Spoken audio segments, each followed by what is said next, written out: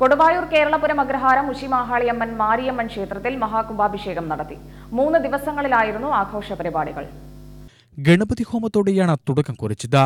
ദീപാരാധന, ഗോപൂജ, വൈകിട്ട് ആചാര്യവരണം തുടങ്ങി നിരവധി ഭക്തസാന്ദ്രമായ ചടങ്ങുകൾ നടന്നു.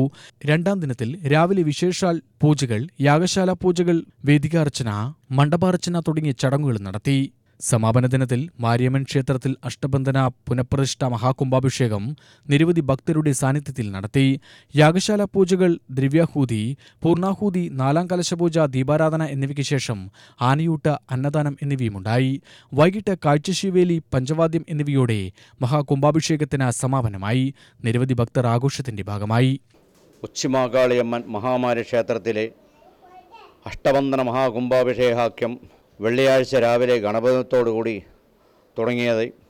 ദ്രവ്യാഹുതി, മഹാദീപാരാധന, യാഗശാല കഴിഞ്ഞ് കടശങ്ങൾ യാഗശാലയിൽ നിന്നും ഗോപുര സ്തൂപിക്കും ദേവിക്കും മഹാകുംഭാഭിഷേകത്തിനായി യാത്രാദാനം ചെയ്ത് ദേവി അവിടുന്ന് എഴുന്നള്ളി പ്രദക്ഷിണപൂർവകം ക്ഷേത്രത്തിനുള്ളിലെ ദേവിക്കും മുകളിൽ സ്തൂപിക്കും അഭിഷേകം 8 മുതൽ 9 മണിയുള്ള ശുഭമുഹൂർത്തത്തിൽ ഭംഗിയായി നടക്കാൻ സാധിച്ചു. തദവസരം ഇന്നലെ വൈകുന്നേരം രാത്രി 9 മണിക്ക് ദേവിയെ ക്ഷേത്രത്തിനുള്ളിൽ പ്രതിഷ്ഠിച്ചു. യന്ത്രസ്ഥാപനം, രത്നന്യാസം, ബോധന്യാസം എല്ലാം കഴിഞ്ഞ് ദേവിയെ പ്രതിഷ്ഠ ചെയ്തു. ഇന്ന് രാവിലെ ശുഭമുഹൂർത്തത്തിൽ 8 മുമ്പുള്ള ശുഭമുഹൂർത്തത്തിൽ മഹാകുംഭാഭിഷേകം നടന്നു. UTV news, Palakkad.